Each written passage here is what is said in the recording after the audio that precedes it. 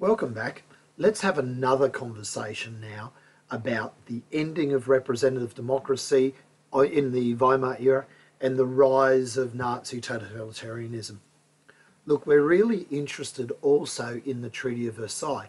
It's one of the political, economic and social conditions that brought about the rise of the Nazis. Now, as we go through this short video, I'd like you to think about how it is that the Weimar Republic was weakened by the Treaty of Versailles and how the Treaty of Versailles increased the likelihood of extremist, right-wing nationalist groups like the Nazis taking power and the end of representative liberal democracy in Germany. Okay, as we're watching this video, again, I'm going to play in the background a little bit of primary archival footage of the Treaty of Versailles itself from newsreels of the time. So we'll just let that roll through. Remember, at the end of the day, what you need to focus on is how did this treaty contribute to the rise of the NSDAP and the Nazis. So, first off, let's put this idea out here, if I can get it going, put it out there, that the Treaty of Versailles of 1919, as signed by the Weimar Republic, was actually, I think, objectively we can say it was humiliating to Germany and unfair, and it was deliberately done in that way. When you look at resource 4, you should see primary sources that also support this idea that the big four powers forced the terms of the treaty upon Germany. Germany was being punished. So, let's go through some of the basics of the treaty. Firstly, the Treaty of Versailles was created at the Paris Peace Conference of 1919. Versailles is a palace outside Paris. It is the palace of Louis XIV, the Sun King, from our Revolution days. And when you look at the footage, you'll be able to see that the meeting was actually held in the Hall of Mirrors at the Treaty of Versailles. It was just one of a series of conferences in which the Central Powers of 1918 were punished by the winning powers, the Triple Entente and their allies. Now, the most important countries at the Treaty of Versailles were the big four. That is Britain, France, Italy and the United States. And they can be seen down in our image here, the Tag. The four are largely responsible for forcing upon Germany the terms of the treaty, which were humiliating and unfair.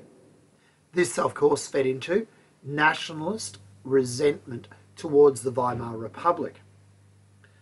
Let's now talk about one of the key elements of the treaty, which did cause these effects, the War Guilt Clause. The War Guilt Clause, Article 231 of the treaty, stated that Germany accepted full responsibility for the causes and the damages of the First World War. A very important clause in a whole stack of legal ways. Without accepting this clause, Germany would not have had to pay reparations. But also it's a very important clause because that actual set of terms in the War Guilt Clause that Germany agreed to was probably unfair and certainly humiliating according to German nationalists. So, I guess I've already alluded to the fact that the Treaty of Versailles had 3 key settlements. Now, these settlements in order were the financial settlement, which grew out of the War Guilt Clause. This led to the payment of reparations to the victorious powers. We'll talk about reparations a little later in another video. There was a territorial settlement, and I'd refer you to looking at Resource 4 and the map provided there, because there was a large number of territories taken away from Germany. Significant amongst these was that Germany was stripped entirely of all its imperial colonies. The German Empire was no more. There was a ban placed upon the unification of Germany and Austria. Hitler overrules this and takes and unifies the countries in an Anschluss in the 1930s.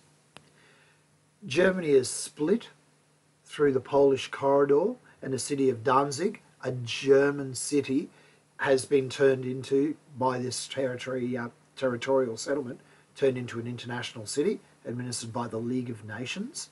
The League of Nations is the precursor of our modern United Nations. But Germany is split. We have an East Prussia and a main Germany, and this is very significant. Poland gains a lot of territory. Areas on the west of Germany, in the area near the Rhine, are handed over to Belgium, areas of Malmedy. Schleswig-Holstein is given in the north to Denmark.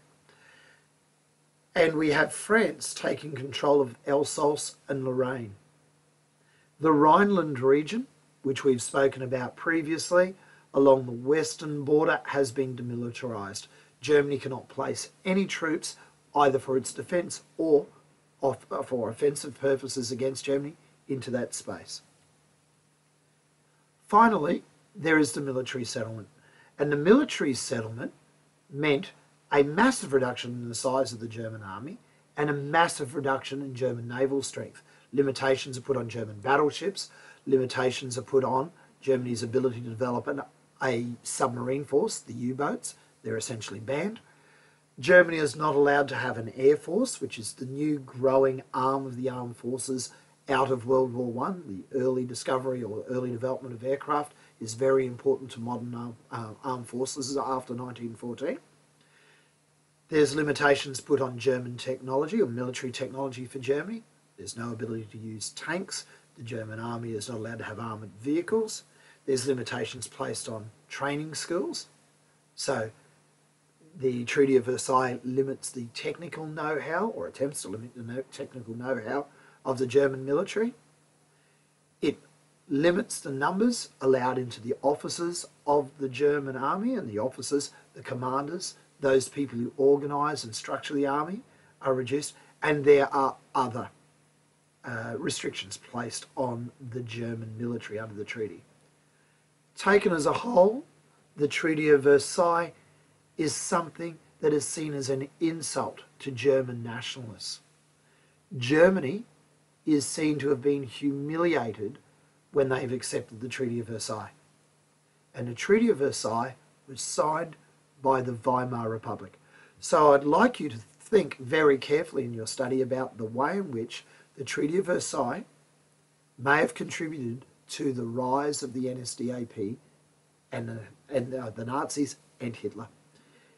Take that then with the armistice, with reparations, with economic problems, and all of the other areas we're talking about, and explore how it is that the Nazis benefited from these criticisms of the Treaty of Versailles.